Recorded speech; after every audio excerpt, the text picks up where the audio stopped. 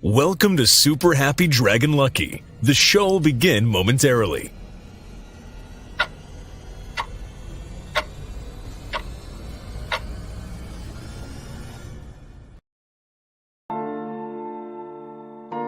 But why, some say, the moon? Why choose this as our goal? And they may well ask, why climb the highest mountain? Why, 35 years ago, fly the Atlantic? We choose to go to the moon. We choose to go to the moon in this decade and do the other thing. Not because they are easy, but because they are hard. Because that goal will serve to organize and measure the best of our energies and skills. Because that challenge is one that we're willing to accept, one we are unwilling to postpone, and one we intend to win. We choose to go to the moon. Hello, welcome to Super Happy Dragon Lucky, the Dragonchain Updates show. This is episode City C, that is 0xCC, it's Hex, and it is the 205th weekly episode. A reminder, nothing on the show is financial advice. Do stay tuned after the updates for an AMA, and we are recording this one day in advance because of the U.S. holiday, July 4th, the Independence Day holiday. So we'll probably make a slight change to the AMA so that anybody who didn't know we were recording in advance can still get a question answered. So first up, Dragonchain updates. The Super Happy Dragon Lucky distribution from last week. 400 lot NFTs were created. There was one question for 100 lot. There was one featured post for 100 lot. The host received 100 lot, and Dragonchain received 100 lot. Now we go to Den.Social updates. The July 2023 lair creation process, LCP, proposal phase is underway. This will run for 1 week. Make sure that your lair proposal is not a duplicate. All proposals should be entered by next Monday, July 10. The commitment phase will start next Tuesday, July 11 at 10 a.m. Eastern, 1400 UTC. The two proposals, or potentially two layer proposals that could be created, will be as ranked by unique voter. One layer will be selected, and as ranked by lore committed, one will be selected. And it could be the same layer. It's up to you guys. Next, Coffee with Den. The show will not air this Wednesday. Dave is out, but join him next week at 900 Eastern, 1300 UTC for Coffee with Den. We should have a DENDAO update call, the weekly DENDAO meeting, this Thursday, July 6th at 1500 Eastern, 1900 UTC. Do watch for the post in the DENDAO layer for the agenda and a link to join live. It might only be me this week, so feel free if you have time to join in. Otherwise, it'll be a really fast meeting. Everyone is welcome to join. You don't have to have your camera on, but you're welcome to come in. It's just a meeting. So now we'll go to the World Blockchain Roundtable update. So make sure you watch and share last week's episode on quantum computing and encryption. I did watch it live. It was really, really good. And the more views it gets the first week, the more lot all the participants will get. Episode 111, 111 will be on Thursday, July 6th at 1100 Eastern, 1500 UTC. The topic is blockchain and whistleblowers. A lot of activity in that area right now, and a lot that should be there that isn't. Make sure you leave, as you can right now, make sure you leave a blockchain related question or a subject to discuss. You'll get rewarded with lot NFTs to help with the governance of the show if yours is selected and answered. So make sure you join that one. That one should be, I would expect, to be pretty good and fun and depressing. Next, we will do the AMA, and we do have, we did get at least a couple questions. So that is good. And let's see here. First question after refresh is Dayrox. Question: how do you scan transactions on Den.Social? Please provide a link to the scanner. Okay, so there isn't a scanner yet. We had one in way early in the beginning where you could look at the raw blockchain transaction, and we never had it prioritized to get it provided into a full proof report. It does use the same mechanism that every other Dragonchain system uses to get its consensus, which you can see probably in most detail at eternal.report. So we should have that in there, and it's just never been the top priority, but maybe it should be. That's something else. Maybe if you were to join the DENDAO call or bring this up there, we could go over that and see how it might be prioritized. And I assume you're wanting something like Etherscan where you could see every transaction. We might also, of course, have a little button or a pop-up or something that would be available on any piece of content that would show you. But a scanner or a transaction or how do I say, a block explorer would be pretty appropriate, because then you could also see votes and other various data as it comes in. Might be pretty cool. So anyway, great point to bring up, and apologies that that's not actually available yet. I can ask our dev one last thing to say about that. I believe that the API interface is there and it's not published. I'd have to ask him to verify that, but I do believe that the actual data is public. So it just doesn't have a web interface to it yet. So I'll at least put that. I'll try to make note to ask about that before the Thursday DENDAO call. So maybe we can add that to the DENDAO agenda, and we can report on that and see what's there. And maybe there's a very short path to get to something that would allow you to explore the chain. Next, also Dayrox, how to start your adventure in building on Dragonchain. What do you need to learn? In your opinion, can newbies build anything using AI? So let's see here. How to start your adventure building on Dragonchain. I mean, it's a great question. You generally would need to know how to code to some level. You don't have to be an expert coder. Definitely don't have to be an expert blockchain coder. So, if you've learned Python or Golang or Java or frankly, any language, you can build something independently that uses Dragonchain, uses blockchain technology in several different ways. And I could talk for hours about all of the different patterns that you might find valuable. But, the most important ones would be anytime a user does something on your system, Dragonchain is intentionally made to be so scalable, both in volume, how many transactions you could put on chain, as well as economically, that it won't cost you an arm and a leg. It wouldn't put your startup out of business.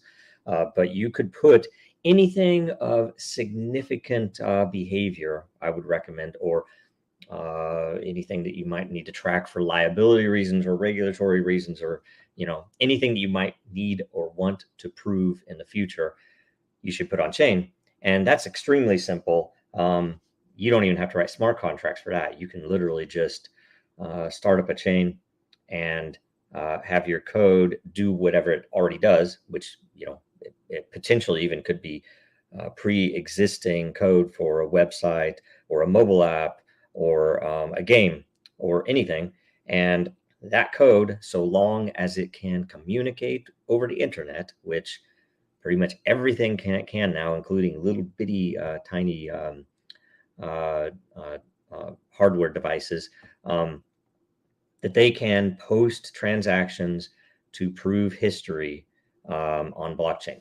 The second thing you can do, also, if you have any level of development of software development skills, is you can write a smart contract in any language. And that, if you're a, I met someone who was a big Haskell advocate, loves Haskell. I've only ever hacked that language a couple of times in my life, but even something as esoteric or as languages that you would never expect would have support in a blockchain system can literally be used directly on Dragonchain.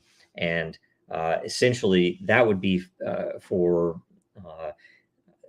operations where you want to record the ins and outs. That is, okay, we got this data on the way in, we filtered it, we validated it, we checked whatever we needed to check with our business rules, with whatever language code we wanted, and then the output, you are able, you don't have to, but you are able, and by default, the output is written to chain. And the beauty there is that you can chain those together. You can do a lot of very complex operations that need that level of proof, right? And, it could be for purchases or anything involving a financial transaction. You might want to record it, even if you are not directly facilitating that financial transaction. You can still record that the proof happened, that this person really did, click the button or really did want to do the thing that is about to happen. So anyway, those are the big pieces. And about AI, I will tell you, I've heard, and this is a weird thing because you look on Twitter and you would think, oh, you can tell the AI to write you some code with certain level of specs, and it'll do it. And I've tested it a couple times myself. Had generally ineffective, generally poor results. That on the surface, it produced something and it does run, but it doesn't come anywhere near what, even in the simple case, what you've asked for. That it might be functional in some way, but it's obviously not even on the surface level functional. It's not even something that you would say, okay, from a junior dev, that's good.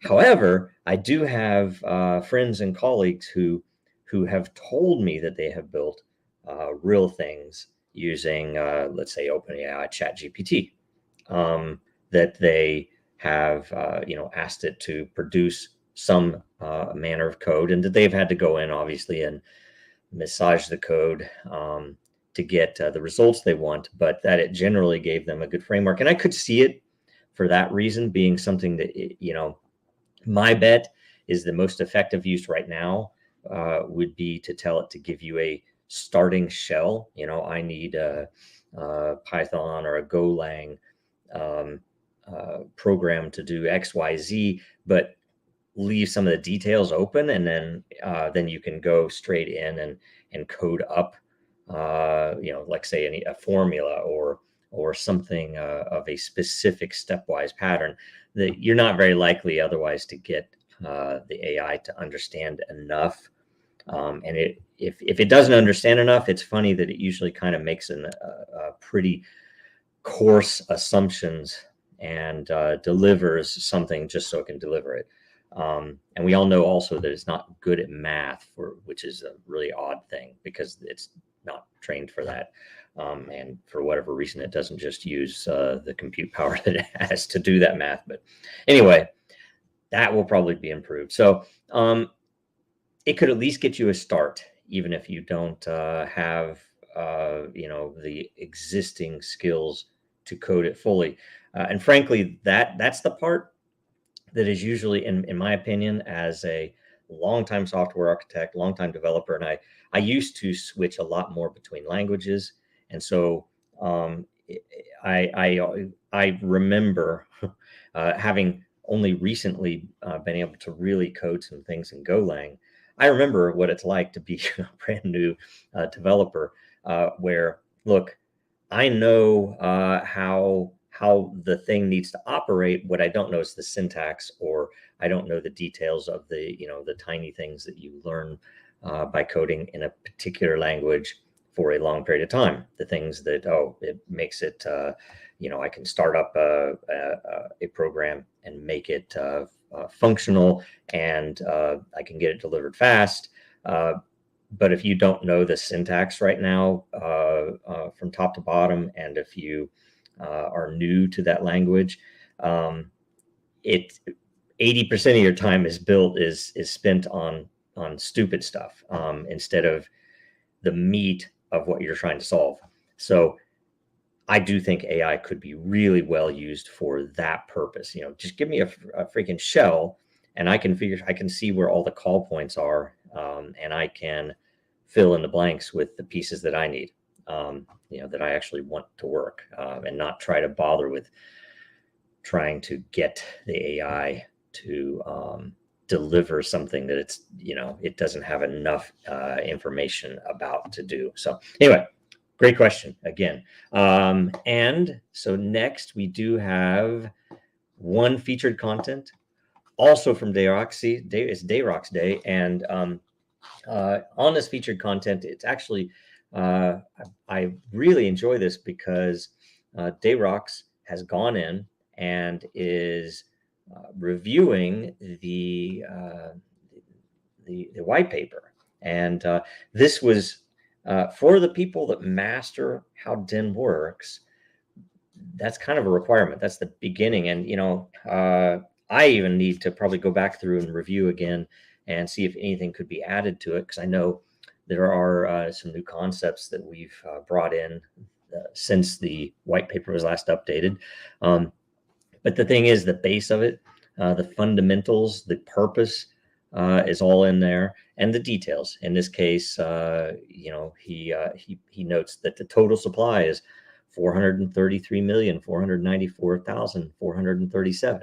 That's the max ever, and it's the 43rd I think it's the 43rd Fibonacci number, if that's right. And essentially there are 1,000 created, so it's like 1,500 something years, 1,357 years. See, he says right here, before all of the matter will actually be mined. So it's 1,000 a day. And what does that mean for supply in the future? And I think some of the missing values that some of the missing pieces that we now know are something to do with a behavior based liquidity pools, or the economics themselves. It's inside of DEN, it works, and I know it works, and we've seen how it works, and there are no moderators, but it's a fairly reasonable place to discuss actual topics rationally with other people, primarily because of the behavior tech applied. It is, in my opinion, it's the reference implementation of a behavior system, or the longer term is behavior marketplace AI. It is an AI system. It just happens to be tuning and leveraging humans for all of the human minds for all of the data points for consensus for decisions, and it uses one of the more interesting developments that we came up with was the fact that every piece of content has its own prediction market. That prediction market is what determines its rank at any given point in time in the interface when you're looking at a feed. And it also is what determines for the evaluators, because they're participating in a prediction market, so they get rewarded for that participation. It also heavily rewards the content creators that are actually producing a content based upon the consensus and the energy level, the magnitude of energy applied within the prediction markets. So it's a really well balanced system that actually works, and it's pretty amazing. It's something that we've tried to get noticed by the likes of Reddit and the likes of Twitter to no avail.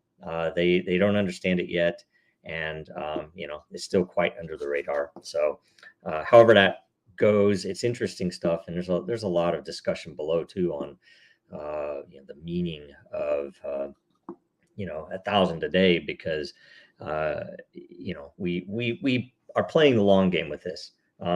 We're not playing the game where most other, if not all other social networks have fallen into the short game, and sometimes they do it very well and to get a lot of funding with bots. That's what Reddit did, that's what Twitter did, that's what Facebook did, and most of them have admitted, the founders have admitted to having done that, which could be considered fraud if you're raising money with it. But either way, we've never developed bots in order to up the appearance of volume on the system or anything else. So, but we have almost 1,400 years for this to develop. So in time, people will find it, and just do what you think makes sense today, given what you might expect in the future. That is, if you can get in there now and become very effective at generating content, and especially generating great communities that generate content, the reward should be huge. And it's all on you. It's all individually what you want to do with it.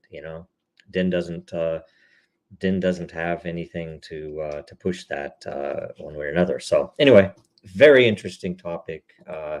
So I could talk forever. Sorry I went so long on that. So you guys, I don't know if featured content is rewarded separate from. I know everybody gets one for. So Dayrox will only get one point, one reward for his question. I think he gets one for generating. Yes, he gets one also for the featured content. So Dayrox will be rewarded twice. Congratulations! And since we are recording this in advance, what we'll do, if anybody has a question in the meantime, before tomorrow at what be the normal air time, and it would be on chain, so we'll know.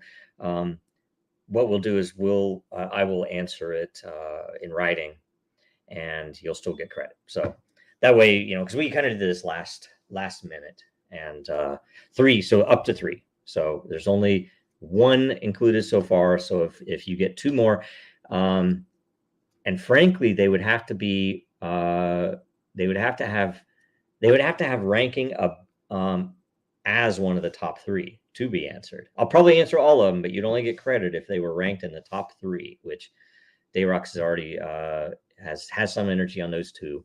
So anyway, that's how we'll do it. That makes sense. It's pretty fair. And sorry we didn't think in advance to let everybody know that we were going to air this. Well, it's still going to be aired at the same time, but that we're going to record it before. So anyway, all right. So that's everything. In closing, make sure you watch us again next Tuesday. Should be at regular time live, 11 a.m. Eastern, 1500 UTC. Make sure you watch World Blockchain Roundtable this Thursday at 1100 Eastern, 1500 UTC. Do go get some Dragonchain and Den merch at dragonchain.store. Make sure you follow Dragonchain Real Denizens, Jojo Row on Twitter, LinkedIn, and Den.Social.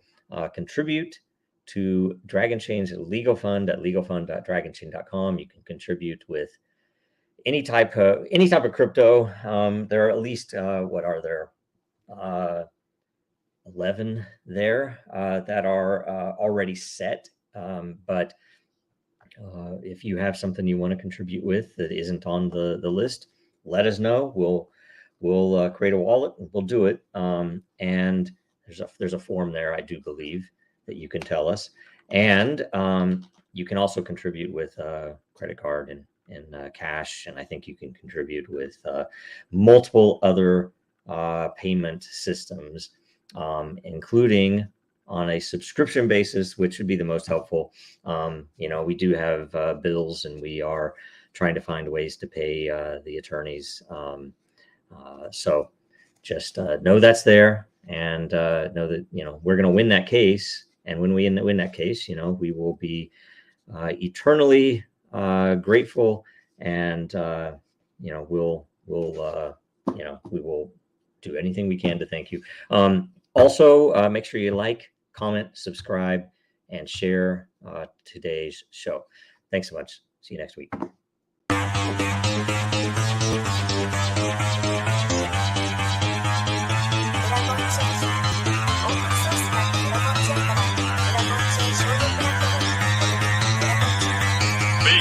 that goal will serve to organize and measure the best. Adaptable, all capital, label radical yet rational. Adaptable approach is palpable, if this animal is fallible. But that conclusion is laughable, so with for all detachable from the mandible, you see it now?